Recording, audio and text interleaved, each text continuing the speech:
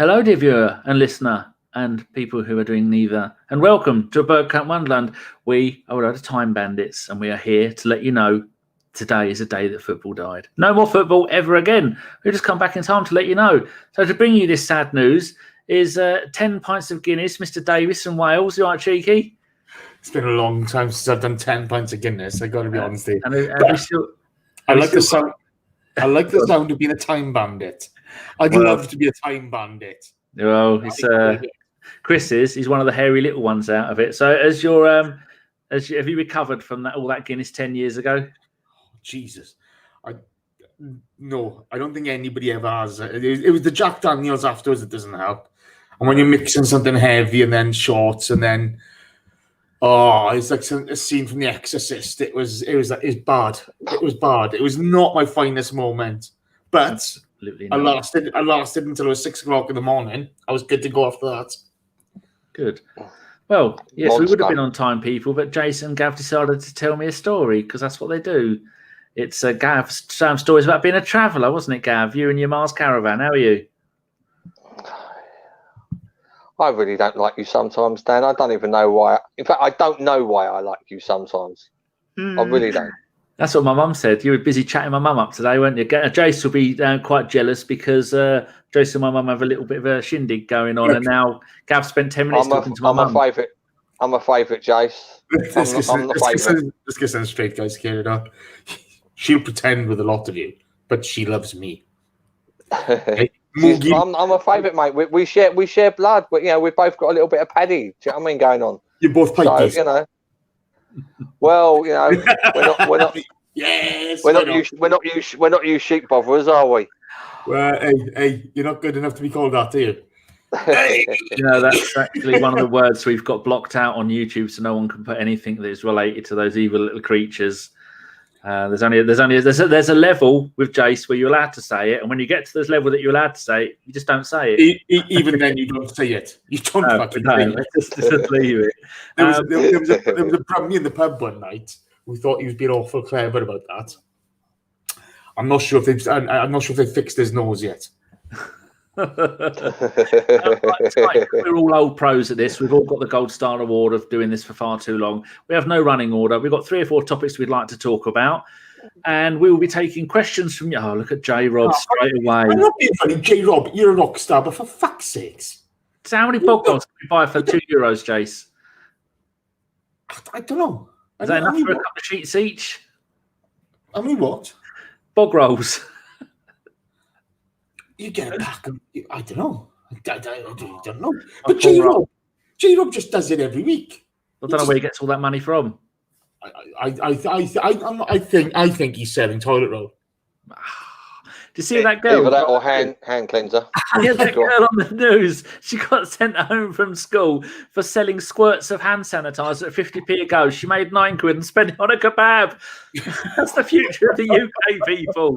Stunning. That's brilliant, mate. That's brilliant. When I was 11, my mum worked for this company that were giving out pens as a merchandise promotion for the firm she worked for. So I started nicking them and taking them to work and taking them to school, and everybody liked them. Before you knew it, I was selling them to the teachers and to the kids, and my mum was wondering where all her pens were going.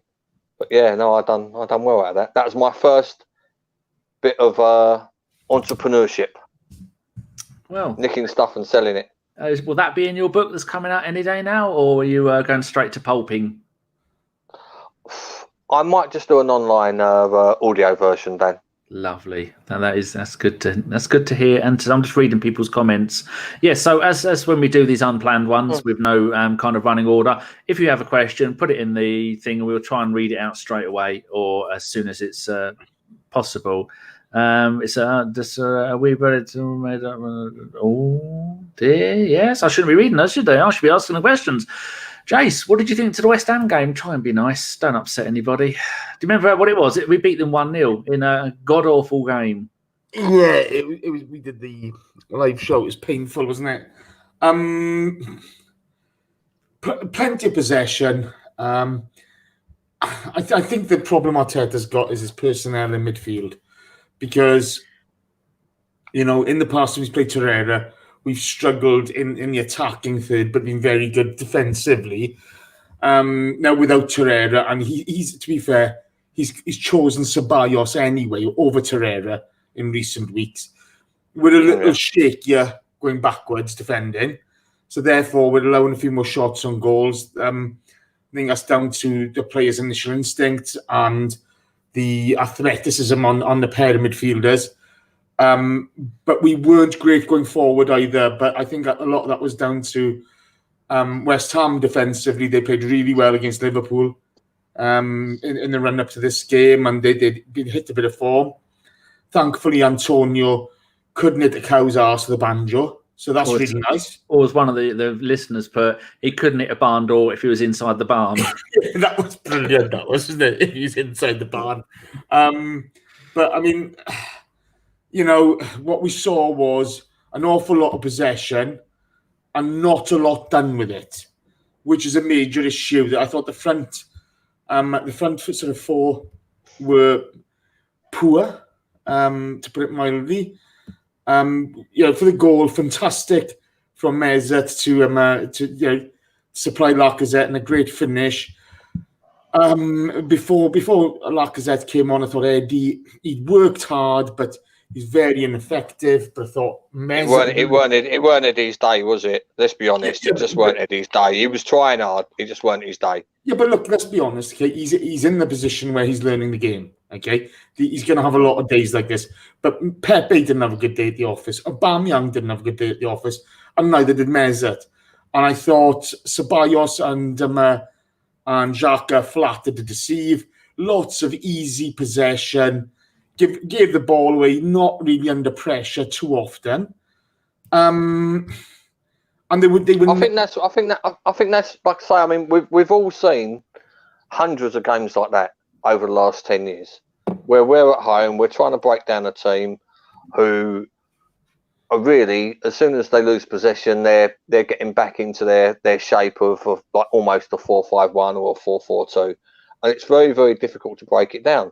And you are right, at the moment, and especially against West Ham, we just didn't have that little bit of ingenuity for the most of the game. There was, I thought Eddie was a bit unlucky. I think Eddie worked hard. He was just not his day. But in games like that, if we'd scored in the first 10, 15 minutes, we could have gone on and rolled them. Yeah, but the problem is, Gav. But like I say, it's breaking the teams down when it comes to games like that, Jace. We're not just suffering now. We've been suffering for that for years. Yeah, but Gav, the problem you got there is, okay, and you could see it all. We've seen it throughout the years. To be fair, every fucker's playing statues. Okay, nobody's running, nobody's committing defenders, nobody's dragging defenders. Eddie was not running the channels. Neither was Mesut. Neither was Pepe. Neither was Alba. Okay, so if you're not dragging defenders out of position, and you're not getting runners from deep, and so unfortunately Ceballos and Xhaka are not going to run from deep. Okay, the only people you're going to have coming from deep are your fullbacks. Sokratis isn't going to do it. He'll make the effort, but he's very ineffective at it. It's not his fault. Saka, they know who Saka is now, so they're going to be a bit more eagle-eyed than him. Then there's no threat, and then that's all. It was just I mean, basically, I mean, we can really sum it up by saying, really, our top four were pretty much ineffective the whole game, and you could probably add Ceballos to that as well. It was a collective off game, wasn't it? Yeah. And to be fair to them, it's always going to come. It's always going to happen. And look, we ran out 1-0 winners in the day. I don't think West Ham did enough to deserve anything out of the game. They had the chances, they bottled them. Right on. And fair play to Mesut Ozil. When the time came, he kept a cool head, stayed on side, brilliant little header down to Lacazette, and Lacazette made sure he finished. So, fantastic. Kyan Jackson, how are you, fella? I don't think he's going to answer back. I just went quiet, waiting for him to respond. He will do. He's probably sitting there somewhere in Jamaica, nice and warm, feet up. No doubt he can hear the sea and lots of lovely birds, the feathered kind, and he's just sitting there relaxing, having a coconut-based drink, which is what I would be having. No alcohol in it. I'd be getting stuck into the jerk chicken if I was there. A bit of jerk chicken or a bit of carried goat or something. Ooh. Stop it! You're getting yourself excited. You had chicken for dinner, didn't you? How'd it go? Oh, for crying out loud! Yeah, I was a bit. I'll be honest with you, Dan. A bit disappointed. To be fair, we had to do an emergency top up midweek in like the little mini Tesco's. Oh, geez. And they were doing like the well, I mean, we're Aldi these days, Dan, because we're poor and stuff. But but there was we went into the 3 for a tenner meal deal section in Asda. In Tesco's rather. Other supermarkets are obviously available. But it was. We got this nice bit of gammon with honey that we're going to have, and a nice bit of butter chicken. Are we seriously having this conversation? I don't know when he's going to stop. I only asked if it was all right. Well, it was basically the way I'm getting at it. It was the third choice out of 3 meals that we had to have, and to be honest, Dan, I was disappointed. Anyway, go on, crack on. Is it better to talk about your ruined chicken or West Ham? Because I don't really want to talk about either. Yeah, Rudy makes a good point. He says Eddie shouldn't start games. Think Alba should play centre forward, and I put Pepe and Martinelli on the wings. Now we all know that's what should be done. But as we've said, Wenger didn't play Aubameyang up front. Emery didn't. Ljungberg didn't, and now Arteta didn't. Do we have any idea why us fans can go, hold on, he'll score 50 goals a season, and why he's not been played there? Because we don't play football on the break. We play football. We play possession-based football. Now, in all fairness to Aubameyang, he's fabulous off the shoulder. He's fabulous coming into play, but he's not a player who's going to hold the ball up. He relies on his speed and his sniffability around in the box. Do you know what I mean? He's great at that, but he's not going to hold the ball up. And we do not have the strength, the mental strength of the players to play sort of football on the break. Do you know what I mean? To play non-possession. Well, if we don't do that, if we was playing counter-attacking football, then you put him through the middle. But exactly. As you said, we don't play that kind of football. So there's Rudy Rastler says here, Alba's not effective on the wing. He's played on the wing all season, and he's the league top scorer. So he is effective from the wing. Yeah. And this is the thing. If we were playing counter-attacking football, play him there. But even if you were to replace Eddie or Lacazette at centre-forward, I'd put Martinelli in at centre-forward and I'd keep Aubameyang on the wing, to be honest with you. Martinelli does look like he is going to be a forward. Kayan is a woman. Is she? I never thought that could be K and then Anne. K. You're sexist, you two. You're sexist, I tell you. I didn't even look at the name. We're not being funny. We don't know who's who. Data KLBC. Me and her are on the same wavelength today. It's not very often that happens, to be fair. No. And she's not a dude. It's not to be encouraged. Supercalifragilisticexpialidocious. I don't know if he's a he or she's a she. He is a he, and he has three little offsprings. He's on Twitter. We've had a chat a couple of times. Good man. Right, there you go. Because Data's been nice, we're going to ask her question. Where was it? It was... here we go. If Hector is unavailable, I prefer Sokratis to Maitland-Niles. How about you? Oh, no. He's had a couple of decent games at right back, hasn't he? He's not effective at all there. He's good in defending. He gives you everything, but you lose so much going forward.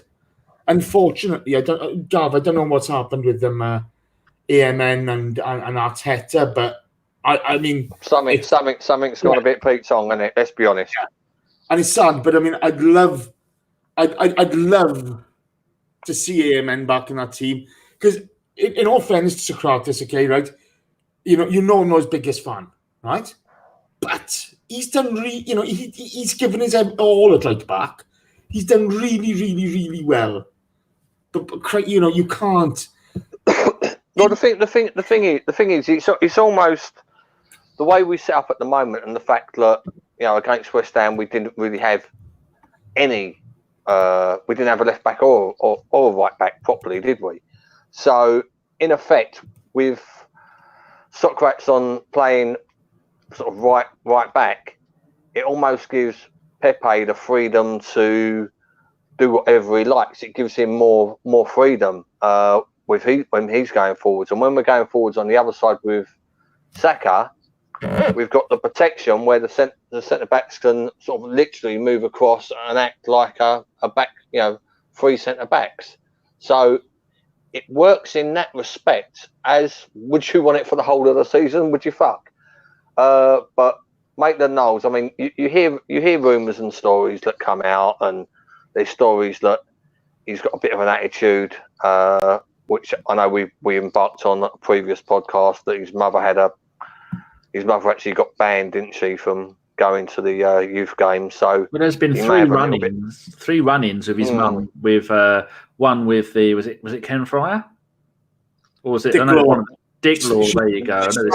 One with Dick. She's had a go at McCarthy, and I don't know. There was another one. Look, I mean, that doesn't need going over, does it? It don't. But I mean, the thing, like I say, what also came out was that he's not been punctual for training. Oh, he's stuffed then, isn't he?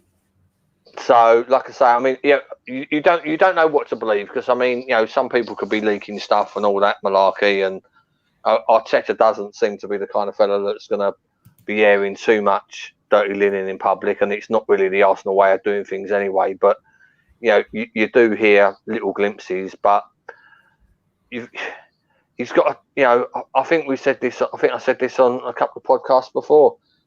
If you're a young player or any player at Arsenal, and you get the chance, you've got to take it. Xhaka has taken it.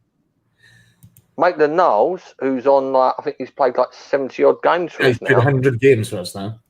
He's played 100 games for the Arsenal. Yeah, I mean, but at the moment he's not taking it. He could have made that right back position his own, and in the end, they went out and they bought somebody who was injured for a month on loan for the rest of the season to cover that position, as opposed to him.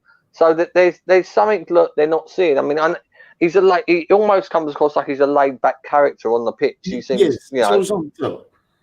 He's horizontal, but it's one of those. Arteta's seeing something that he don't like and he don't want him about. So that's the end of it, isn't it? He did the same to Pepe, didn't he? Yeah, but the thing is, funny enough, Data puts in there. Pepe doesn't need or use any a player overlapping. Well, he may not use it, but I think he needs it, and this is the problem. All too often, Pepe, you can see the talent at his feet. Okay, it's obvious for everyone to see, but he needs to learn to give the simple ball, or to to do the simple things at the right times. Pepe's major thing is cutting back. He cuts back because he hasn't got a right foot. So if we had someone strong that was overlapping him, that could put a decent ball in, that puts the defender in two minds. So he 100% needs someone that's going to overlap, and it's not going to be Sokratis, is it? Do you know what I mean? No. We need. Well, like I say, I don't hold much hope for Bellerin being fully fit until the start of next season. I think any minutes that he gets from now to the end of the season, he's just a bonus. He's still well in recovery. But, like I say, going back to the original question, Maitland-Niles, he had the shirt, and he's just blown it. He's thrown it away. He's going to be. I think he'll be gone in the summer. So anyway, let's move on. There'll be plenty of teams out there that want him, and I like him. I like him as a player. I like what he gives, but you've got to be quite frustrated if the only games you're going to get are not in your preferred position. And I know he's come out and he said that right back isn't my favourite position or whatever it is, but he's never said I'm not playing, has he? So we don't know what's going on there. And that's the problem. He's never said. Yeah, you don't know whether he's been put in that position in training and he's sulked. You don't know what, but I mean, for like I say, if Arteta ain't even putting him in the match day squad, right? and I think that's about 4 games running now where he hasn't actually been in the on the bench either. And bringing him on in the 90th minute, that's a bit of a statement. Yeah, isn't it? I mean, there's something, there's something not right there. We've had this conversation last week as well. Question from Nick Wilson. He says, only World War I and World War II has stopped the Football League since it began in 1888. Do you think the coronavirus should? And if it does, how do they be fair to everybody? And then someone else, while you're having to think about that, someone else made a follow-up point. Here we go.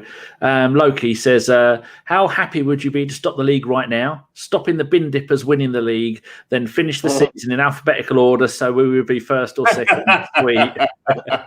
And there was Gav, what's your thoughts on that? Well, I go and find the other quote and question. Oh, Jesus. It's a tricky one, really, because, I mean, obviously... There's 2 ways you can look at it, isn't there? Do the logical one and then do your biased one. Oh, would I piss myself laughing if they stopped the season, cancelled it, and Liverpool didn't win the league? Yes, of course I would. Right? But, let's get this straight. None of us are medical experts. We're all listening to what I had a good listen to what Boris and these 2 professors said earlier today, and I think they're playing it right. They've obviously saying that it's going to get a lot worse. If they felt that everybody was in immediate danger in going to outdoor events, then they would close them down straight away, which is only right. If I had any family members who are over the age of 70 or had medical issues, would I advise them to go Arsenal for the foreseeable future, or any mass gathering like that? I'll say no, even by the fact that, you've got to get on the train to get there, which again is an issue. And again, would I like to see this is so much of a multiple question here. It's very, very hard to sort of sum it up. Would you want games to be played all the games to be played behind closed doors, or would you want to stop football until it's safe for everybody to go back? And what do you do for teams who have got players who have been exposed to the virus, or players that have got the virus? Is it fair to treat it more than just you would a normal injury?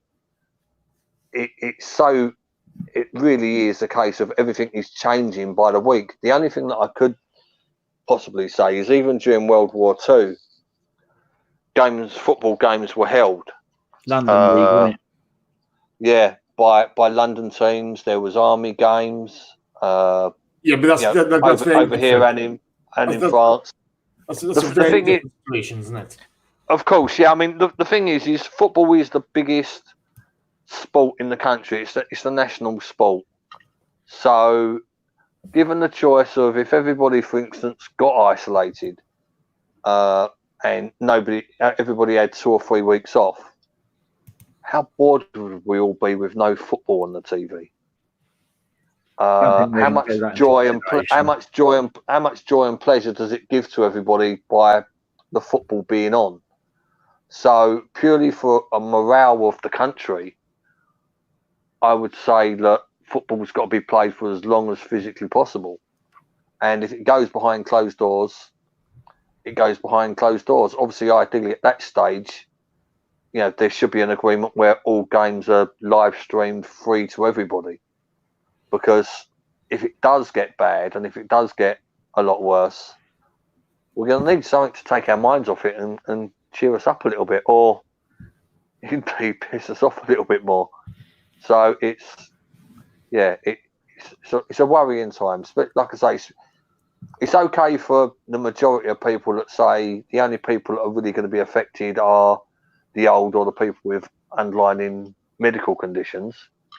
But when that means your parents and your grandparents and your aunts and your uncles, and your mates and stuff like that, it puts it into perspective, really.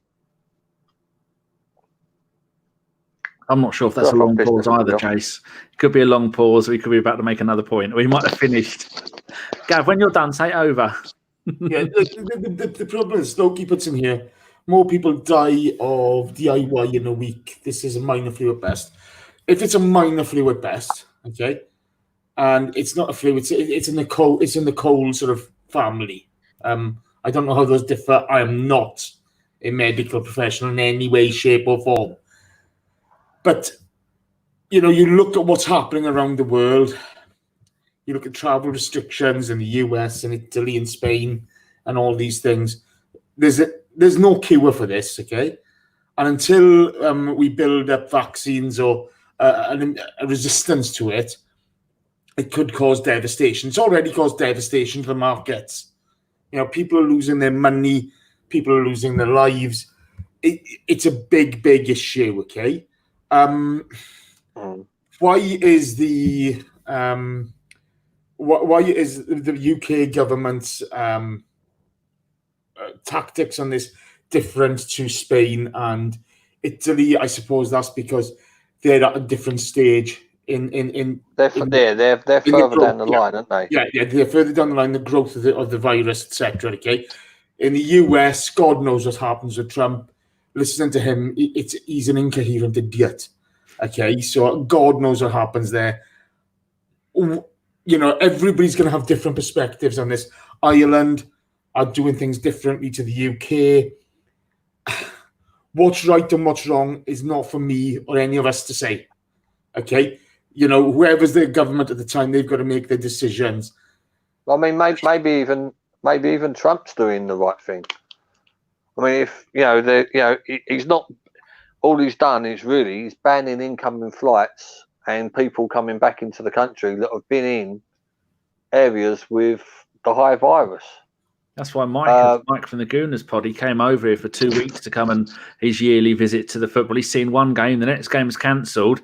Late last night, I heard that the USA are banning all flights from Europe other than the UK on Friday. And he went, I'm going back home. So he's gone back home today. That's how serious it is. But in America, Trump isn't the one who said to the MLS, shut down, or to the NBA to shut down. But they've done it under their own accord. So I don't know why the Premier League are risking people's lives and health and well-being. And that you don't wait for Johnson to tell them what to do. Just do it. Yeah, but this is the problem you got, okay? There's no point, okay, in the Premier League shutting everything down if things like Cheltenham and the rugby on Saturday are going ahead anyway, okay? Yeah. It's all fucking bollocks, right on? Listening to Trump and listening to him, so he's banning from Europe and yet with the UK are okay. That doesn't make sense because the numbers don't fucking add up, okay? If you're banning flights from Italy or stuff like that, that's fine, okay? But, it's like we've got more cases in certain countries and so forth. But the big thing is, no matter what they're going to do, it has to be joined up thinking.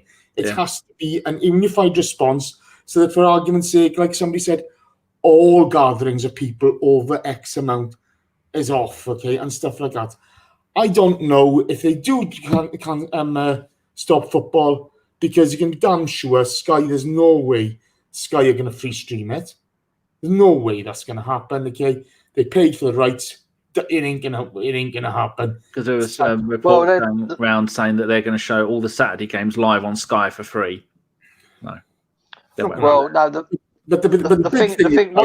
What you've got to remember about that is the majority of Premiership grounds have got their own cabling, and we know how easy. And we all know how easy it is to watch a Saturday at 3:00 on a live stream anyway. The technology is there to do it. If Sky could get more games for the same amount of money or even for an increased amount of money, then they're going to get not only more subscribers, but they're also going to get more advertising revenue. Because the advertising revenue they charge for when Arsenal, Man United or Liverpool play is going to be higher than when they've got, Leeds versus Derby in the Championship playing on there. So it's a win-win. I mean, the BBC, Sky and BT actually met last week. Yeah, but the problem is nobody's spending money. There's fewer people on the streets. There's nobody's traveling, nobody's doing stuff. So there's cash flow issues throughout business. So small to medium to even big businesses have got real cash flow issues. So nobody's going to spend more money on advertising at the moment. You don't have to tell me that. Yeah, exactly. Although, like I say, I mean, from what I've seen today on the TV, I've seen an increase in advertising for businesses that don't normally advertise a great deal. So they're trying to sort of, whereas before they didn't need to advertise or didn't want to advertise, now they would. And it will be much the same with beer companies. You'll get more beer companies advertising during the half-time break during football games, and you get more. Well, I mean, the betting will be the same anyway, because they're leeches anyway, aren't they? But it will create money, and it will create money for Sky if they did it without giving more money to the Premier League. And the Premier League want to get the competition concluded. And as I said previously, football is a way of taking your mind off what is going on in real life. That's why a lot of people love football. It's a way of getting away from the reality of your own existence. But the problem is, if you look at the Arsenal, for argument's sake, how much do the Arsenal make on a match day? 3 million, according to Kinos. 3 million. Okay, so that's 3 million quid you're not going to get from a match day. Okay, now you look at United, Liverpool, all these other teams, unless you're going to make that money up to them, okay, because you've still got to pay the players appearance fees, stuff like that. Okay, they're not going to play these games. I mean, we don't know what's going to happen here. Okay, and I'm not going to make a call on it either way, because you're looking at a really difficult. It's like I say, I agree with you there. This is such a huge subject which none of us are qualified to predict the outcome of what's going to happen with this virus. I mean, it could go on for another 4 weeks. It could go on for another 2 years. It's one of those. It's so none of us are qualified to do it, apart from take the advice of the medical people. Yeah, it's just fucked up. It is fucked up. Like Craig from Same Old Arsenal podcast, go and give him a follow on YouTube and Twitter. That is they're my joint favourite podcast, along with the Gooners podcast. Oh, and the what's Amanda's one called? They keep changing the name, don't it? It's Highbury Hills. I can't remember. That's so. Yeah, he's in Ireland, and he says my kids have just got 2 weeks off. Now Craig's got a job. Where's his kids going to go? Is they going to go down the mine with him? I think he works down a mine. I'm not sure, but that's what you've got to think about. Yeah, but this is the problem, okay? So somebody said they did it on today, and look, we're not talking about football now, okay? Which is what this podcast is all about. But if, for argument's sake, you go to work, okay, you and your partner go to work, who's going to look after the kids? It's normally the grandparents. The grandparents are normally of an age, and who are the biggest typhoid Marys in the world? They're kids. The little fuckers, okay, right, are just a cesspit of disease, and that's what they are. God knows I love my nieces and nephews, okay? The little shitbags have given me so many diseases over the years. It's unbelievable. So everybody's got a different perspective. Not as many diseases as them Welsh girls are giving you, mate. Don't go there. But look, she is, mate. Imagine if you and John had kids, they'd be riddled. Oh, leave it alone now. But the point is here, each country have got their own sort of ways of tackling this at the moment. Okay, how it's going to affect the UK down in the next 2 or 3 weeks, we're yet to see. Okay, the problem you've always got is this is an epidemic. Okay, more people are going to get. Yeah, but that's just. That doesn't really matter. Pandemic, it doesn't matter what you call it. But it's going to go. It's going to go up exponentially, okay? And people are going to die from it, and that's the sad thing, okay? Like I'll be saying this in the chat box. Wash your bloody hands, okay? Right? Or if you feel if as they say, you feel the symptoms coming on, self-isolate yourself, take care of yourselves. And don't give it to other people, for crying out loud. But logically, the way you got to look at this is is sport more important than people's health? So it's a no question. But like you were saying, Chase, America can afford to go no MLS, and the league below. There's the bloke I follow on Twitter, his name I can't remember. He's a Man United fan. The league below the MLS, they've paused that. They've paused the NBA. But America is so huge, you can have all these individual things and still have other things going in other places. The UK is so small. You can't have our neighbours that are only a small distance away cancelling everything, and we're going, oh well, you might cancel the football, but we're not going to cancel this. You're going to cancel St Patrick's Day. But it has to cancel everything. Yeah, but Dan, that's a government response, not anybody else's, okay? And when they come out with that advice or that instruction, then that will be the way forward, okay? Yeah, but they're taking their time. What are they waiting for? It's what people want to know. Okay? And this is the one thing that gets me at the moment. Sound like you're arguing with me. I'm agreeing with you. In Wales at the moment, you see Pride Cymru making cheap political points over this, okay? And I can't stand it, because no matter who you are or where you are, okay, in government, you're getting the very best scientific advice. Then they're going to give you a range of options, and you make your decisions based on that, okay? The truth of the matter is, I mean, Thomas always says that world economy could crash due to the overreaction. It's not an overreaction because everybody's reacting this way. The truth of the matter is we don't know how many people have got it. If you get hundreds of people going into their local hospital because of this, okay, because they fall ill under this, the health services all over the world crash, okay? If you get hundreds of people getting ill in your local town or village, right, all of a sudden nobody goes out, the economy crashes anyway. It can't be an overreaction because of the way it's being dealt with across the world. The truth of the matter we've got to see is each government makes decisions based on the advice given to them and the options that they feel are relevant to them. They're not all going to be the same, okay? We've just got to deal with that. We are where we are. Sport in no way, shape or form. Andrew Fife said on the podcast a few years ago, I can't remember what happened, but there's something that happened in the world. And he said, Bill Shankly once said, football's more important than life. And he said, that's bollocks. And Fifey's right, okay? People are going to die from this. They already are. You look at what's happening in Italy. It's horrendous, the amount of deaths that they've had there. Just let's leave it play out the way it's going to play out, and let's get off this because we're not experts. And it's going to change daily. It's going to literally change every couple of days. It's going to change. So Luke Howard sums it up. He says they're delaying the inevitable. It's like delaying going for a dump.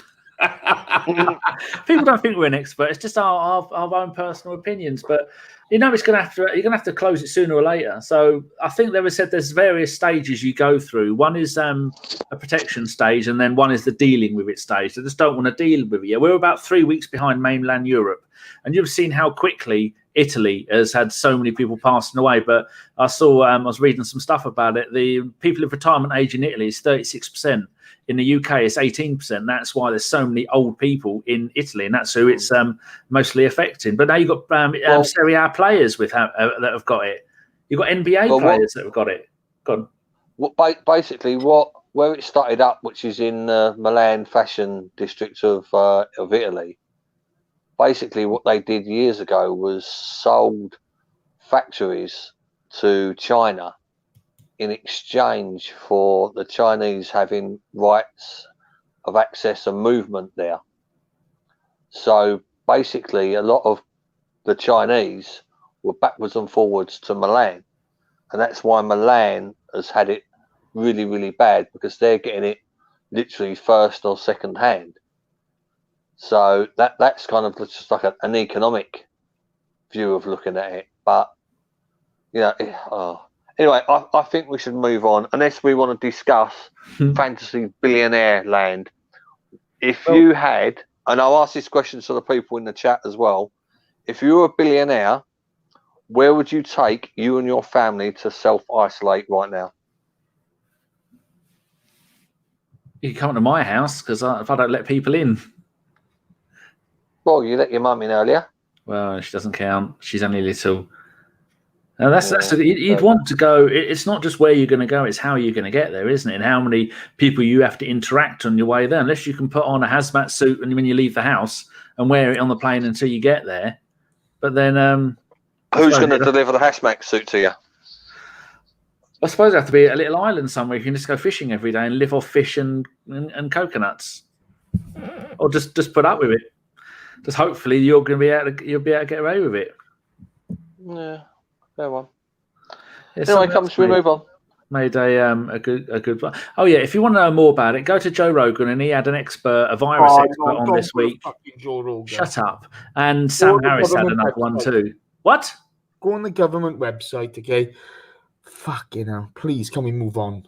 Yeah, but they can. Please, can we move on? You stop being miserable. Cheer up. I agree. Move on. I haven't heard so much bollocks in all my life, and that's from me, and I'm the one who's been talking about it. Yeah, I know, but I didn't want to be rude and tell you that. But I'm glad you noticed. Well, what else do we want to talk about? There we go.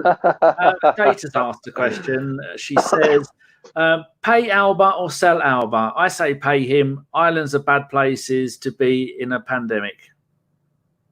So there's two things in one. Alba, do we keep him? Do we get rid of him? Because there was rumours this week on Twitter, because Twitter rumours are always true, that Alba and the Saka deals have both been agreed. I don't know if they've been signed yet, but so if they were signed, Dan, they'd make Arsenal will have this big flashy video. Do you know what I mean? Some millennial will make some flashy video and Uber will say some catchy catchphrase at the end, like, once a Gooner, always an Arsenal fan, something stupid. Yeah, no, we would know. We're going to know when they've signed before any bloody idiot on Twitter. We all need some good news at the moment. It'll be all over .com. I think, let's be honest again, Dean Dale Square has another new account. Well, that means it's not happened then, because that is worth at least 3 Dean Dale Square accounts. Thomas is enjoying it. Right, here we go. Don't know what this means. Jace from Craig, he says, what does Jace think about his fellow countrymen being led by the cock around Twickenham? I don't know what that means. Did the rugby last week. Is that what you were doing rather than doing the show? Yeah, that's what I was doing. Nick, we get on with it. Yeah, sorry. I do apologise for that. Joe Marler played with Alan Wynne-Jones's penis. And everybody seems to think, it's okay, it's part of the game. Now, as somebody who's played the game and who has done a bit of bag snatching in his time, No, look, I did it. You did it to get a wind up. Did you wash your hands when you were done? No.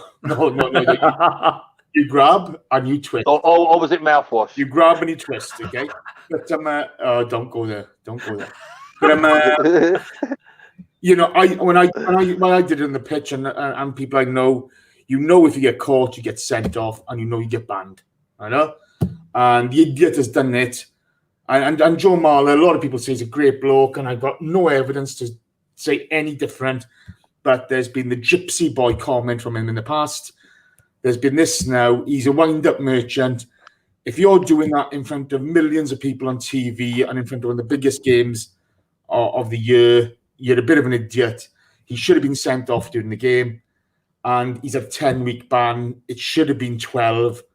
But he's had his... Has he got a 10-week ban for just tickling his old fella? Yeah, 10-week ban. Yeah, his old boy. He's got a 10-week ban for that. Yeah. Oh yeah. Fuck yeah. You can't touch people's genitalia. You just can't. I thought that's why everybody played rugby. Don't answer that, Jace. Data says, don't they wear cups? Doesn't matter what you're wearing. No, they don't wear cups. No, you can't. They get. Well, that's like saying if a woman's wearing a bra, can you fondle her boobies? Do you know what I mean? You're not allowed to do it. It's gone banned, and it's gone a little bit blue. I think we need to move on. It's just, to be honest, it's just fucking. It's the most boring thing I've ever. Rugby. Boring. That's what we were telling you last week. I can't believe you got a 10-week ban for that, though. He could have had a 4-year ban for that. Fucking hell. He could have had a 4-year ban from that. And if who was that? Who was the fellow in the studio? Who was the ex-Welsh captain? Is he an ex-Welsh captain? The fellow that is in the studio. The fellow that's come out as homosexual after he stopped playing. Yeah, I don't want to talk about Alfie. I don't want to talk about that guy. Yeah, and he said, nerve. Jeez. No. Look. I'm not going to say it on here. I'm not going to say it. Let's move on. It's cool. We've gone from bloody coronavirus to rugby. I don't know what I'm more bored about. Where else are you going to get a range of gentlemen fiddling and viruses? Oh, we are back to John again.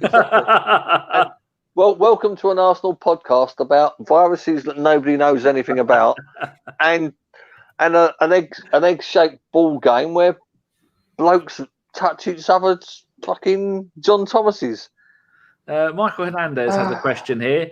Dyer seemingly getting away with attacking fans is kind of bullshit, yeah?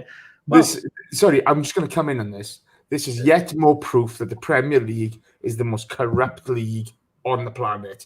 It's not the kind of person he is, just like Son. When Son keeps trying to leg break people, they're just good guys. Misunderstood, Jace. Unbelievable. Unfucking believable. How long did Cantona get done for that? Didn't he get about a 2-month ban? Oh, have you seen him? Have you seen what's the boy? Oh, what's the fucker? His father. Adebayor. What did he do? He's playing in Panama at the moment. Uruguay. No, Paraguay. Didn't he kick someone? He kicked someone in the head, didn't he? He's a kid. He's doing the whole bloody, Mr. Miyagi. Hong Kong Fury. Yeah. He's Hong Kong Fury. It's just a thing. Yeah, but I think look, he's entered the fan zone. He's confronted fans. How he's not been brought up in front of the FA, I don't know. But the Premier League is the most corrupt league on the planet, bar none. You can see it in everything they do. It's ridiculous. Gav, do you think he should? Do you agree that he should get a ban? Dyer? Yeah. I don't know. Are they worse with him on the pitch? Someone said on last week's show their fine should be he plays every game for the rest of the season. Make him playing goal for the rest of the season or something. He couldn't be much worse than Luiz, could he? Absolute no, of course not. Absolute ridiculous. There's no way in the world that he should have gone into the crowd to sort that out. For a start, his brother was in the boxes and nobody could actually get near him to give him a slap. And even if somebody was giving him a slap, don't. Since football began, he says, since football. Marquis Hodges says the FA is a fucking embarrassment. Wenger got suspended for kicking a damn water bottle. Yeah, sums it up. Yeah, no, exactly. It's since football began, friends and family have been arguing with supporters when their friend or family's been having a shit game. That's always happened. And this is the first time ever that a player's run up to try and support his friend or family in the crowd over a little bit of verbals. It's bollocks. It sets a very, very, very bad precedent if he doesn't get a ban. Thunder's put even that. In fact, I'd ban all of them. I'd ban every single Tottenham player because they were complicit in the action. Thunder's put even that Newcastle geezer doing the helicopter got a lifetime ban. Yeah. Hello. I'd like to say hello to my mate Thunder Road. Glad I'm on here again, mate, just to please you this evening. Oh, don't poke him. He's been well behaved for months now. We've managed to tame him a little bit. I think people are saying that Cantona got a 9-month ban, whatever it was. It was a huge ban. So I think we're all agreed on that. Anyone got any more questions? Huh? He karate kicked somebody, didn't he? Crystal Palace fan. Yeah, I'd have kicked him just for the leather jacket. So there was I was listening to Harry Seymour, the Chronicles of Aguna, and he was doing the Champions League game with a Spurs fan. He does this commentary thing. It's really, really good. Go find Harry's channel and give it a subscribe and follow him on Twitter.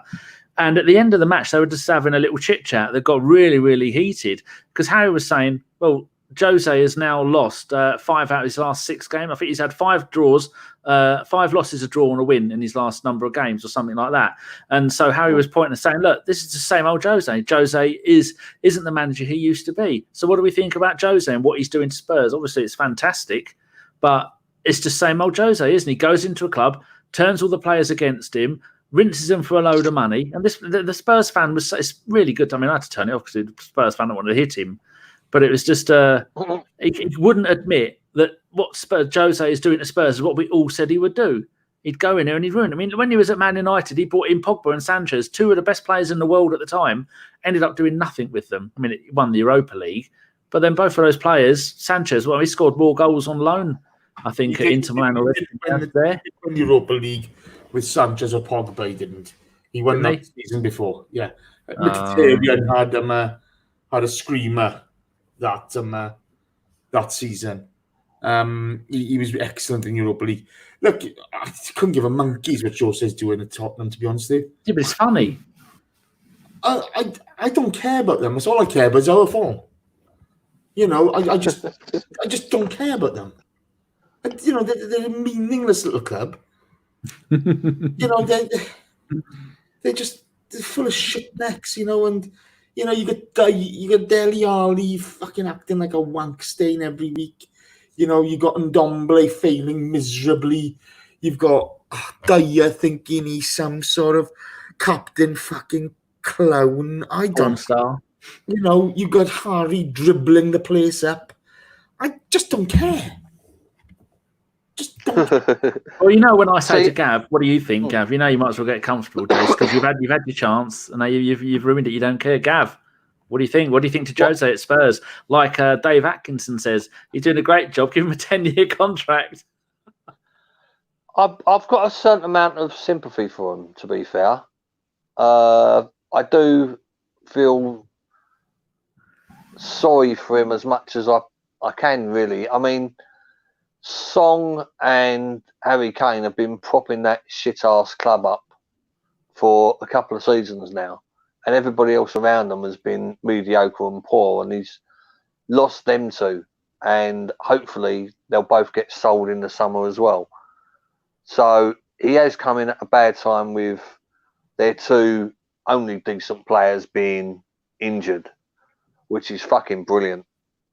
I hope he fouls. I hope he fouls for a long time. I hope I live long enough to see him relegated. Just don't go out. You should be fine.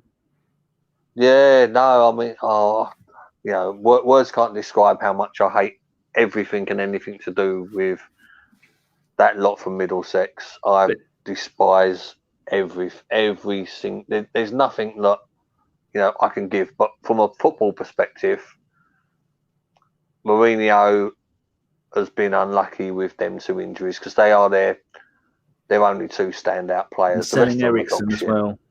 And Ericsson was probably their 3rd best player.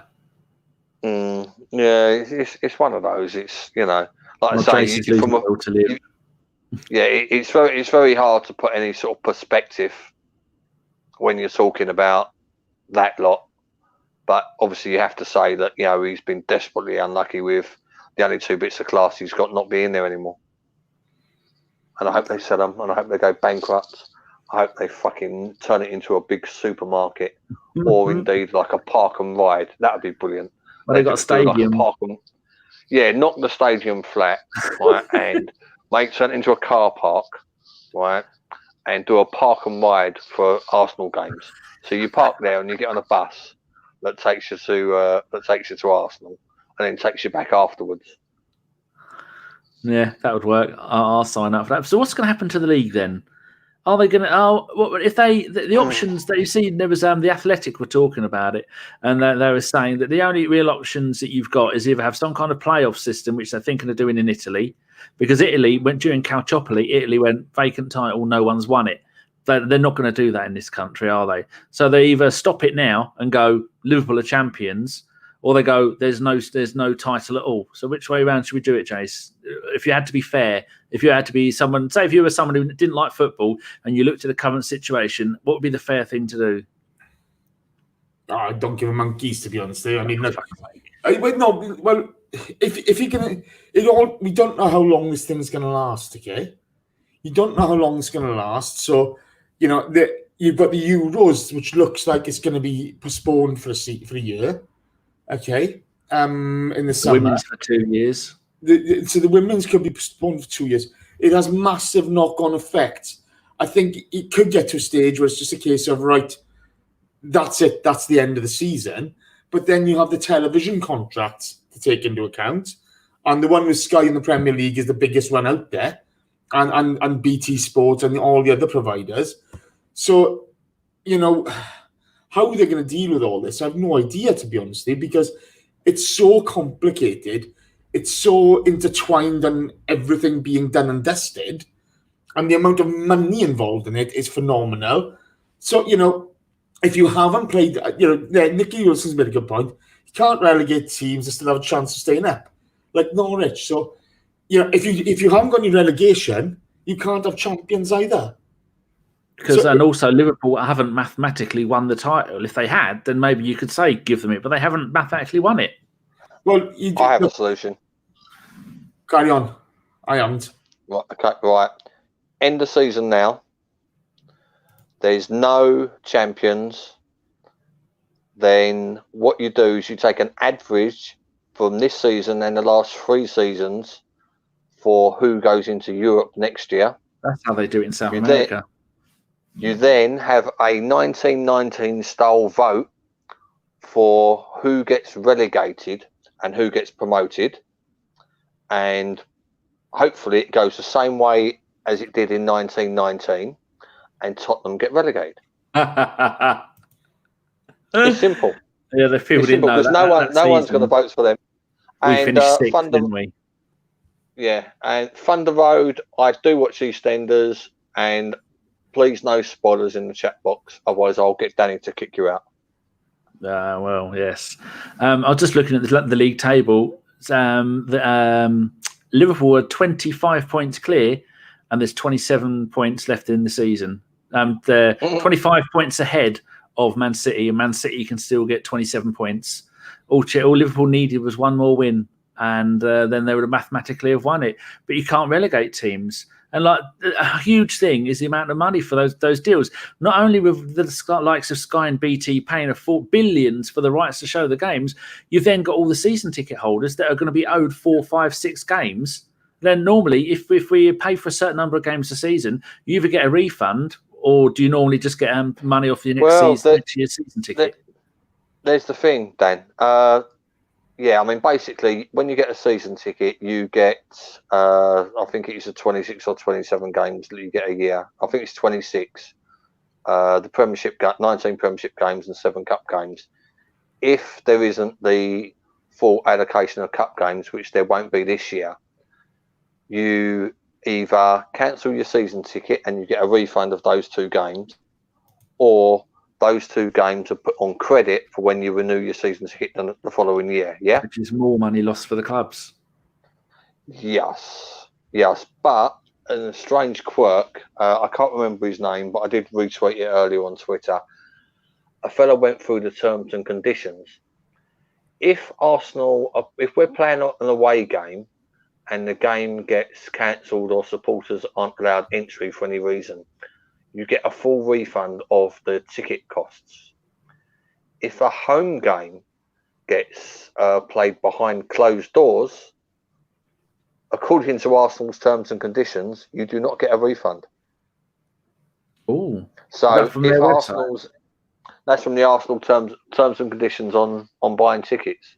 If the game is deemed that it's going to be changed to be played behind closed doors, you don't get a refund. I know that a few people have emailed the club to ask for clarification. I think that was in means of if the stadium got closed down due to bad behaviour of supporters. I think that's why that was inserted in there. But I would certainly think that any game that is played behind closed doors. The clubs, they've got a moral obligation to give a full refund on the ticket prices. Let's be honest. They've got a moral obligation. They more than that. They've got a PR obligation to refund the supporters. You know, the Cronks aren't. Oh God, yeah. Anyway, if they withheld refunds on tickets because of coronavirus, making the games played behind closed doors, there'd be riots. You know, that would. I mean, imagine if every other club gave refunds apart from Arsenal. We'd look a complete joke. I mean, Man United actually done a brilliant thing today. Man United have given because their game's been cancelled in Europe. They've given every supporter who bought a ticket £350 to cover the costs that they would have spent out on the lost costs on travel and hotels. £350 they gave, which I thought was brilliant on. So the game went ahead because they won 5-0, but do you mean they weren't allowed to travel? Yeah, because there was no fans. Oh, the stadium was shut. Travel. Oh, I didn't know that. They gave £350 to every single person who bought a ticket. That is a really nice thing to do. Well, it's not. I mean, like I say, you've got to realise that the majority of football clubs in the Premiership are absolutely minted. And when you're looking at, say, that's 3,000 supporters at £350. Someone do the maths. That's nothing to a club like Man United. But for the 3,000 supporters, some of which have took time off work and are scrimping and scraping to watch all the games that they can, £350 is massive. When you think you've spent that amount of money out for nothing. It's very true. Right, Luke has asked about the Brighton game 3 times now. Sorry, Luke. Thoughts on the Brighton game at the weekend? Because as it looks at the moment, we are away to Brighton this weekend, aren't we? So, yes. It's going to be a Saturday, a 3:00 kickoff. The wonders of not playing in Europe. So, Jace, what's your thoughts on the Brighton game, if it goes ahead? We're talking about football again. Thank God for that. Well, I don't really know what's going to happen because half the team are in isolation at the moment. Brighton, they're all back today. Are they? Okay, so everybody's back fully fit. Yeah. So Brighton hasn't exactly been a happy hunting ground for us in recent years. I think Arteta will have looked at the West Ham game. I think he's not going to be happy with the performance. Like he said in the interview, I think we're going to see a much more dynamic performance from the whole team, to be fair. I expect a similar lineup to the one that played West Ham. I hope AMN has sorted it out and plays right back instead of Sokratis. Give us a bit more dynamism down the right-hand side. Because at the moment we're very one-sided down the left. And I do believe Pepe needs a bit more support and needs to learn to give the easy ball. I think he's going to start Bellerin on Saturday. I think Bellerin was rested for West Ham, so he had more recovery and was able to go fresh against Man City. And now the Man City game got called off. Bellerin's had well over a week's rest, so I can see Bellerin starting. Yeah, but he's had a long-term groin problem, hasn't he? And I mean, I still think he will, though. I still think he will. Well, looking at you saying about go on, Gav. Sure. I was just saying. I mean, there is rumours that he's having injections to play and all that, so they're trying to stage him so he's playing once a week or once every 10 days, as opposed to twice a week. So, yeah, like I say, that's my feeling. My feeling is really that if the Man City game wasn't rearranged at haste, I think Bellerin would have started against West Ham as well. Well, can I answer Thomas from Norway? Hold on, before Kieran Tierney, they say she'll be back on the 14th, which is 2 days, and Cedric Suarez should be back on the 14th, and Mustafi. They should all be back in contention for the first team, and the rest of them all out injured. What's Thomas said? Thomas, what would be the logic in playing on Saturday if we can't play on the Wednesday? Basically, Thomas, because a couple of Arsenal players are in contact with the owner of Olympiacos, what they had to do was self-isolate or show no symptoms of the virus for 14 days.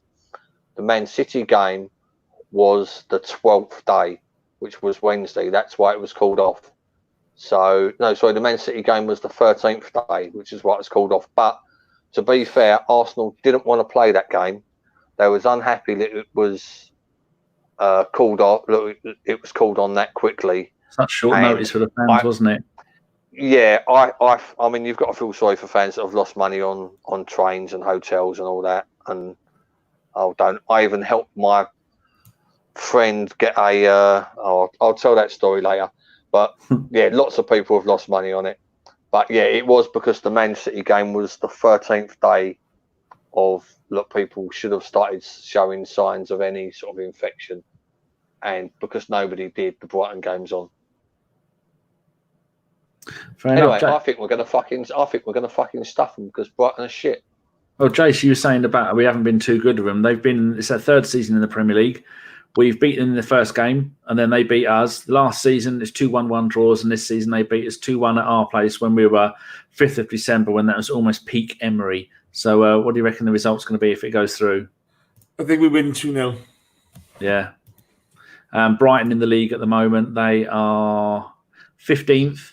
And their last 6 games have been draw, loss, 3 draws and a loss. They are a team out of form and desperate for points.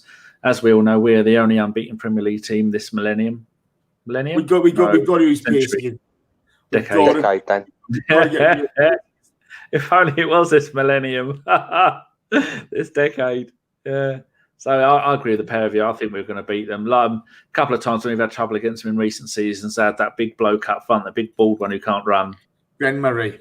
That's the fella. He doesn't play anymore, and so yeah, I've got a feeling we could beat them. There's been lots of stuff going on in the chat. Here's one from Pete Colson.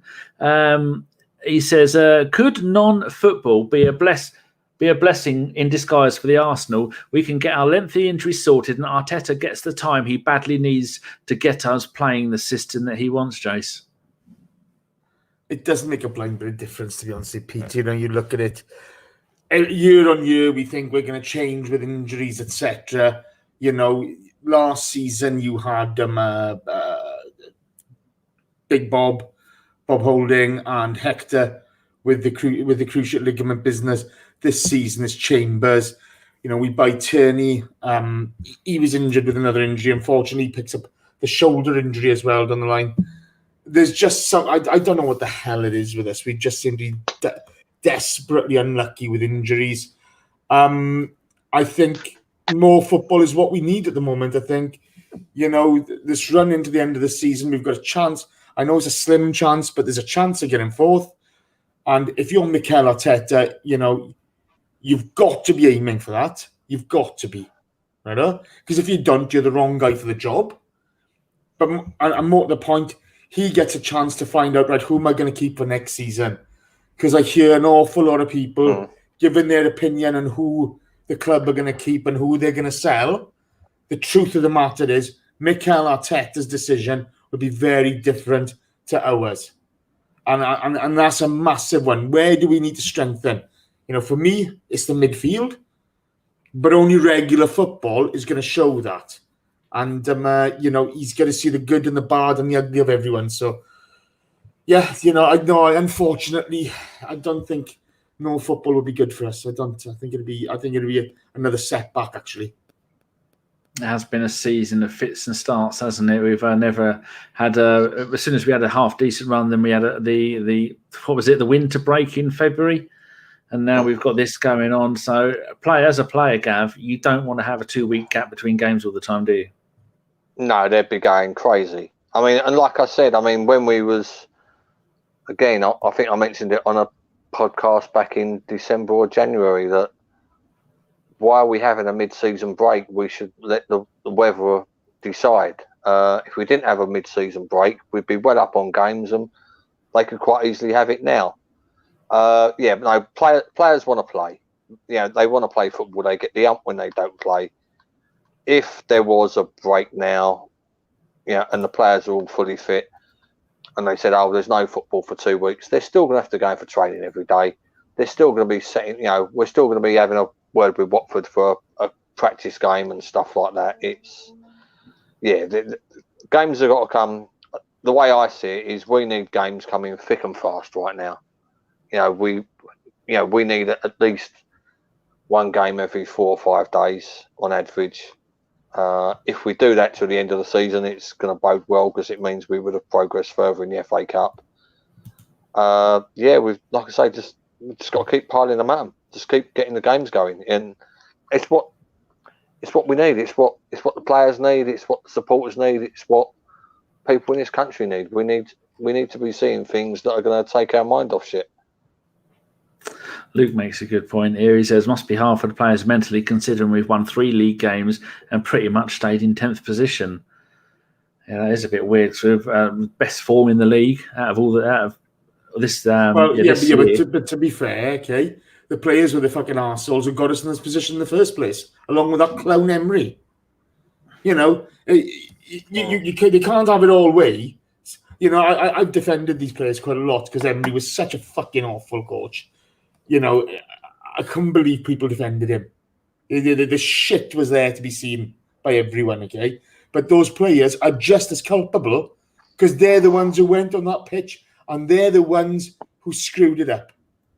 So, they can feel as downhearted as they went. Unless they get fourth, they're just as fucking culpable. I thought Emery got the best out of Ramsey. I thought he was the only one who played him in his real proper position and gave him the freedom to express himself. He's a fucking clown, mate. Sorry. He's an absolute fucking clown. Oh, I was going for a bite then as well. I was going for a big bite. Go on, I'll try another one later. No. I'm not being funny, but the fucking Emery years, okay, don't get me fucking started. And that twat's blaming players. Now he's gone. He's water. And that fuckwit Raul wanted to give him an extra 3 years. And there's people defending him because he's not Arsene Wenger. Fucking hell. We would have been in the Champions League this year if Ramsey didn't get injured. Yeah, but he should. Why did he play him against Napoli? Why did he play him against Watford? He didn't need to. And then he comes out and says, "Oh, you insisted on playing." Oh, well, you dropped him earlier on in the season, Unai. So what's the fucking change now? It's hard to drop your best player, mate. Absolutely, but the problem is, mate, he's Stop winding you up. I'm sorry. But that's what actually happened. He got injured. Our season fell apart. It was. This is the truth. I mean, I think if Ramsey stays fit, we would have been playing Champions League this year. But on the other side of things, we would probably still have Emery ours, and I don't think he's. I'm not going to slag him off for his coaching or his ability or for anything that he did for us, but it just wasn't the right fit. Some things, when it comes to managers and players, sometimes it's just not the right fit. And Emery, it wasn't the right fit. Arteta, he feels like the right fit. He feels Arsenal.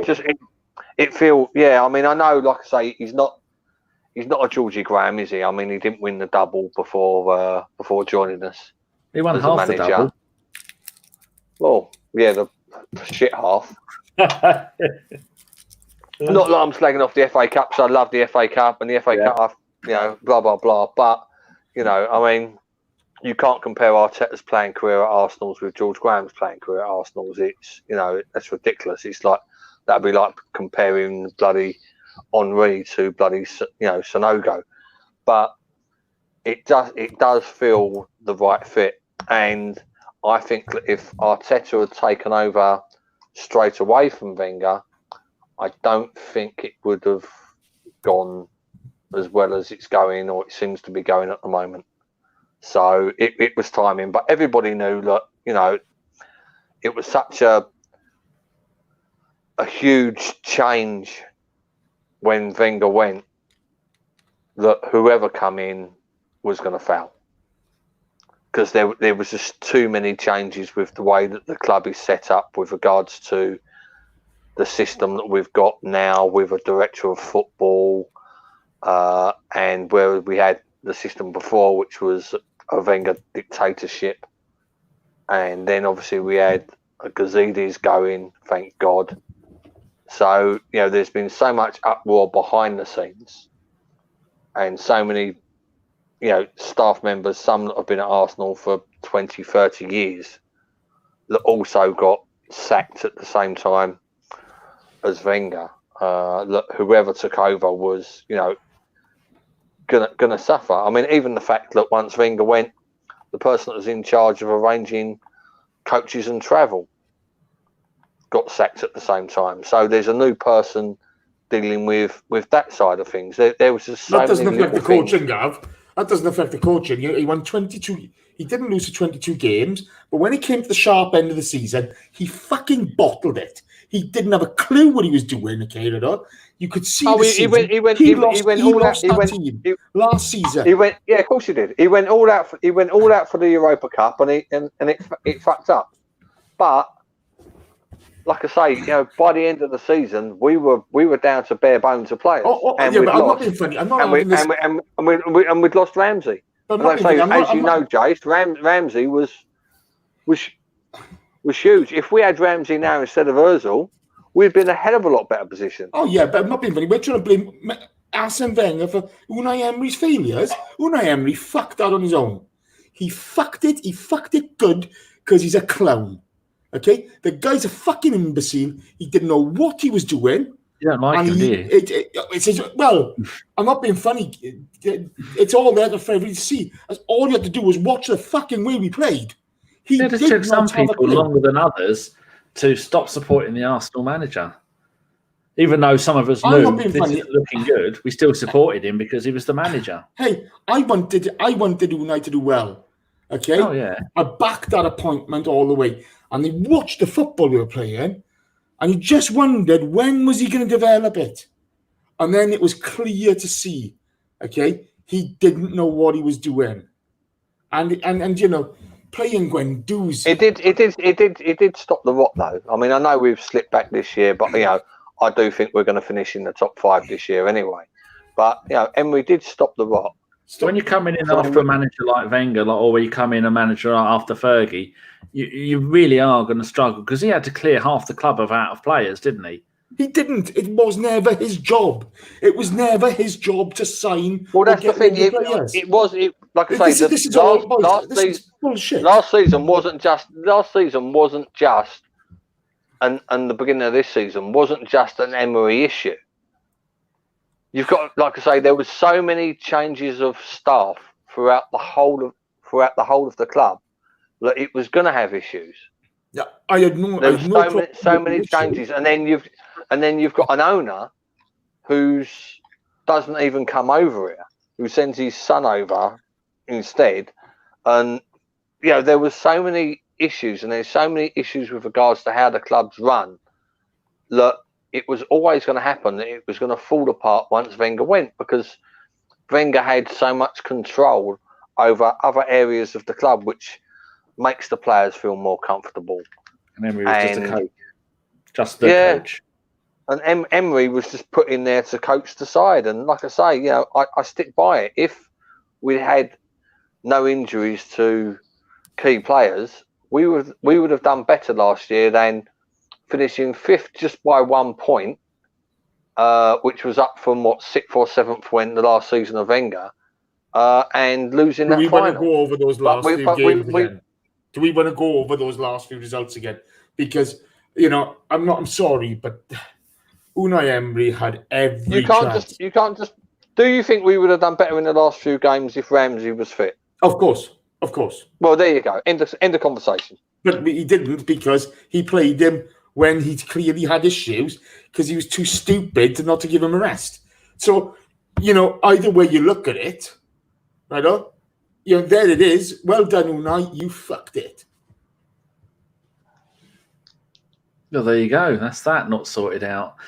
Sai asks, he says, does anyone care if we sold the entire squad? If so, who are the 3 players you'd keep? And I think he said later on the ones that he'd keep. Some people have answered this. Thomas from Norway says Leno, Xhaka and Alba. And there was some others. I can't seem to find them. Xhaka? He does say controversial. That's the sort of thing that Chris would tweet. If he ever... No, Chris hates Xhaka, doesn't he? Here you go. Dave Atkinson, Aubameyang, Pepe, Leno. Fucking hell. What would you two have? Are we talking about players or do academy players count in this? Play people who can play for the club. Get rid of everybody who've played a first team game other than 3. I would keep Saka, Martinelli, and it's got to be Leno. No, I mean, decent goalkeepers are so hard to find. No, I'm trying to think. I'm not even sure how many of them I actually like, apart from Saka and Martinelli. To be fair, Squicket Ball says Leno, Alba, Martinelli, and Saka. I'd keep Eddie. I'd keep Eddie. Fucking hell! Really? Really? If only I could see his face, we'd know whether he's taking a piss or not. I'm not saying he's bad. Honestly. And you call Xhaka controversial? Christ! I mean, you've got to, well, I mean, on this day in 1992, we sold an Arsenal youth product for £500,000 to Bristol City. Andy Cole. He then went on to be one of the most prolific fucking goal scorers. Even though I think when Bristol City sold him, we got a couple of million for. So I think he sold him to Newcastle, didn't he? Newcastle, for 7 million. Yeah. So I think we got 25 or 50% of the sell on for that. But George Graham didn't know a player, did he? Just had no idea. Don't you start? You're right. No, Jace. Would you rather Andy Cole or Ian Wright? It's difficult, doesn't it? It's difficult. Kevin Campbell. He had the problem is he had three strikers in front of him. Merson. He had 3 or 4 strikers in front of him that was better than him at the time. I heard he left because he had his shoes. There were his shoes between them. So I mean, well, there was a dirty rumour that he got caught nicking out the changing rooms. There's also there's also another. I mean, I'm not going to confirm or deny that. That was just that's a pub gossip. There's also the other rumour that he was bullied a bit by the more established players as well, so he wasn't particularly liked. Well, he was a young lad from Nottingham, wasn't he? He's only just come down.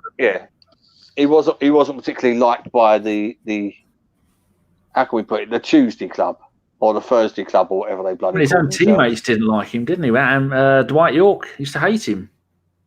Sheringham. No, Sheringham. Yeah, they did. Him and Sheringham. They didn't speak to each other. I thought it was him, and even when they went to Blackburn, York and Cole hated each other. Anyway, I saw that was it. Sheringham. It was. I think it's something to do with. I reckon Andy Cole slipped one up. Sheringham's missus. That's a very tactically way of putting it. Andrew says Martinelli, Saka, and Pepe. Yeah. And Pete Coulson says Saka, Leno, Martinelli. And Pete Coulson also says Ian Wright. I think that is 3 different people. I hope it was. Here you go. Andrew says... Well, it could be Ian Wright's son and Ian Wright's grandson. Could well be. Or Bradley Wright and Sean Wright-Phillips. Andrew says, I used to watch Andy Cole in the reserves. He was brilliant, and I said he'd be an England player. George Graham said he was too lazy and sold him. We all know near the end that George lost the plot and got rid of some people he should never have got rid of. How dare you? He made Anders Limpar cry. How dare you say that? How dare you? He remembered to pick up the brown envelopes, didn't he? Everybody did it. They just picked on him. Oh, yeah. Dalglish had it. Sticking Do you know what they actually did? You know, after that happened, right? After George Graham got done for that bung, right? Managers put it in their contracts that, and this Harry Redknapp was a prime example of this. He had it put in his contracts that if you sold a player and made a profit on the buying and the selling, that you'd actually get a percentage of the profit. So basically, because of George Graham getting, like I say, let's be honest, the reason George Graham got outed was because he was too much in a position of strength and power with the fans, and David Dean didn't like that because David Dean wanted to run the club. So it was a David Dean leak that got him done for taking illicit payments from agents. And now, like I say, now we pay agents fucking tens of millions of quid every year. But yeah, after that happened, managers put it in their contract that if they made a profit on the buy and a sell, that they would get a percentage of it. So yeah, it changed the way they turned it from being a little backhander in a brown envelope for a couple of grand to being millions and millions. That's more the Bosman ruling and stuff like that. That's just been the evolution of football, isn't it? You know, and the Sky deals and stuff basically that's how football changed. Football changed. I mean, you go back to 70s and 80s, all of the managers were taking little bungs from agents. You still have it now. You still have people taking bungs now. But the big thing is the Sky money. Now it's official. The Sky money changed football. That's what really changed it. That's what gave the super agents the license to print money. Is the Sky money. You know, that's what's really changed it. But I don't know. It doesn't matter which three players you choose. Actually, you know, you look at Xhaka, you look at Willock. I think they're fabulous talents. Martinelli's fabulous. Goalkeepers, I'm not sure about Leno. You know, can you find another keeper to do what he's doing? He's a £50 million keeper. Oh, yeah, if somebody offers us 50 million for him in the summer, he's gone. Wouldn't be surprised. It will be.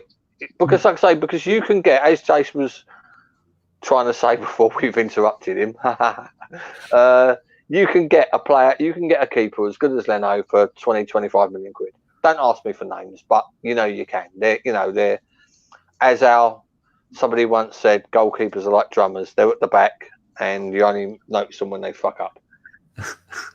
There you go. Luke Howe says we could get Adrian from Liverpool. No, he's had a few decent games. Yeah, Spicer says 50 million, more like 120. Depends who buys him. Depends what. If somebody offers us 120 for him, we sell him tomorrow, don't we? You know, he's gone for 120. Fuck it, we drive him there in an isolation tent. Kayan, going back to the last thing, has picked this. We've gone from 3 to 4 to 5 players. She says Leno, Aubameyang, Martinelli, Saka, and Pepe. A lot of people wanted to stick with Pepe. I like Pepe, but like Jace was saying at the beginning of the show, he's all of the clicking and pressing all the buttons on FIFA kind of player rather than just getting on with it. But sometimes it's magical to watch because they're scared to touch him because they know that he'll give away a penalty. But yes, it is interesting. His talent's there, but the head isn't at the moment, is it? You know, it's that top 2 inches. He needs an overlap, doesn't he? He needs an overlap. Yeah, but he does. He never takes the overlap. That's the problem. Even when he's got an overlap. He's always going to. He's always cutting inside. He needs to start making different decisions so that he keeps defenses guessing, and then he'll thrive. But the talent's there. But you know, I don't know. Frustrating. You see many teams with their wide players swap wings, and I'd like to see him try and swap wings a little bit more because if he's left-footed, why can't he play on the left? Well, didn't we go through this in another podcast? We've probably gone through everything in another podcast. This is number 340. I've run out of names. No, just stop naming them. Just numbering them. I think you should call it Jace. Call this one Jace's mental. This one is no more football. Football is gone. Even I can't remember what I've called it. I don't usually name it till afterwards, but with this thing, I need to put a name in there. Right, so we've been going an hour and a half. Anybody got any final questions before we go? Make them short ones. I need to go and mention there is a load of people that were fans of and friends of Dave Goonaholic, and Dave had his own blog site. And these people have got together and they've made a new blog site. It's called goonaholicsforever.com. And one of the blokes actually lives in St Ives. He was quite close to me. And yeah, so we'll be tweeting that, and that's it's an ode to Holic and all the stuff that he did. And there's new blogs going up there, and I think he said, I had a look, and I think he said all of Dave's old blogs are going to go up there because at the moment they're still on his website, and they've just got all this stuff, and they've got new segments and all, and parts like that, and it's just a lovely way to pay tribute to the wonderful person that was Dave Goonaholic. And so yeah, I'd agree to that actually. Yeah, go and have a look at Goonaholics Forever, all one word.com, and they've spent a lot of time doing that, and it was launched on Monday, so if you can go and have a look and get involved. Anyone got anything else to say before we turn this shit off? Happy birthday to Mike and Andy of the Gooners pod. Andy's birthday yesterday or day before, and Mike's today, so I saw that on Facebook with the very rare times I use it. Oh yeah, Avon is just saying, yeah, the government said that all matches will go ahead this weekend as scheduled. Oh yeah, Pete said he's going to go and have a look. Nice one, Pete. Oh, I predict a virus. Low-key. Oh, quality. Quality. Low-key. I predict a virus. We can't make any jokes. I know we're evil. Right, anybody you two would like to say hello to before we turn this shit off? Jace? That you've got about a dozen people you want to say hello to. It's only 340th show. No one. I'm always surprised everybody at the end of the show when I say, does anybody want to say hello to? Have you done the lineups for the Brighton game if it happens? Nope. It's just me and Ellis at the moment. You're gonna have to get up. Fuck Ellis. We've got 172 people in that WhatsApp group. You mean you're the only two? Yeah. I think we need to start culling. We need to just fucking cancel it, to be honest. What? Everything. Fucking nonsense. Yeah. Nayan Popat. At N Popat and Associate ASSC. He's been interacting recently. Good guy. So hello Nayan. How are you? There you go. Gav, you got anyone you'd like to say hello to or not say hello to?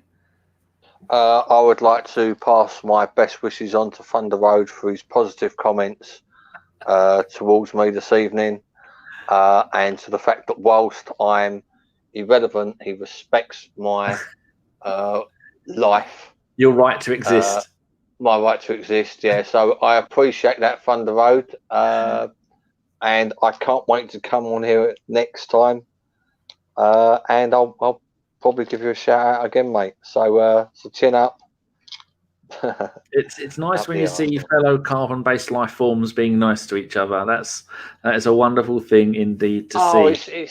It's nice to be nice, isn't it? Let's be honest. You've got to try and be nice.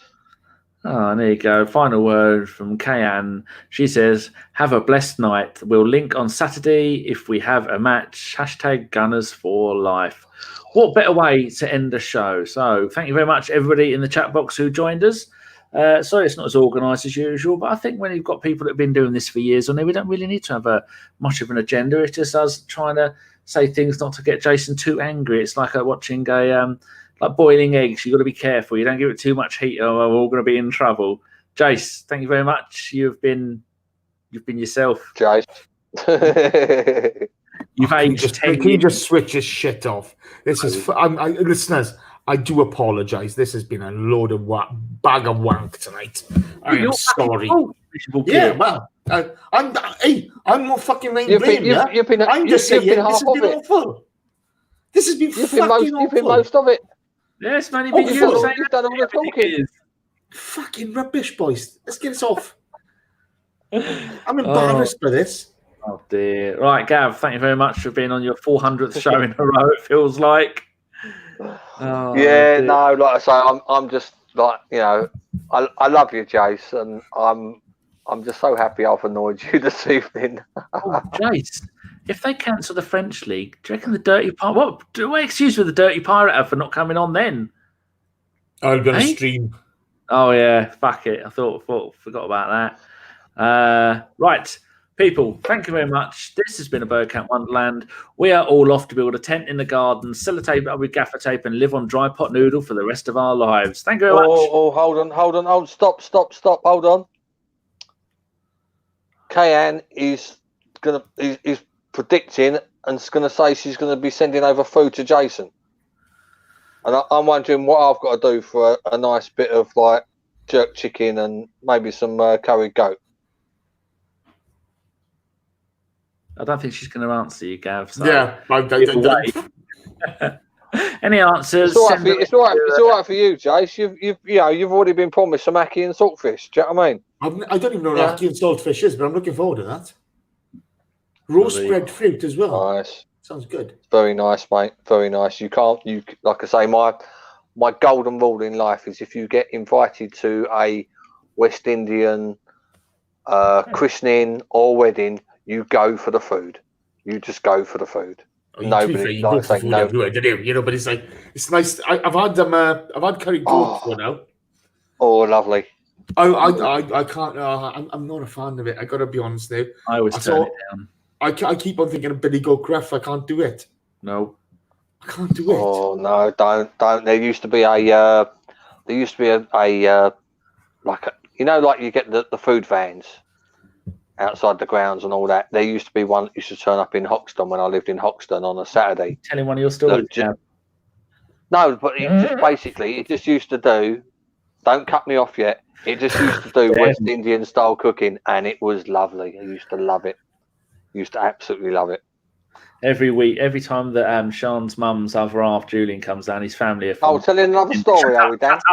And family are from the West End, St. Lucia and Grenada, and Sean and her mum go up there, and Julian's mum's Daphne, she's always cooking loads of food. I used to go around, and when I sang out with him in the 80s, and I always said, no, I want my chicken, I want to get chicken, nothing on it, cook it, eat it with nothing on it, not even tomato sauce. I don't even go for unless it's gravy. Now we're talking, but no, I can't eat it. I don't trust it. Anything with too many bones in, not to be trusted.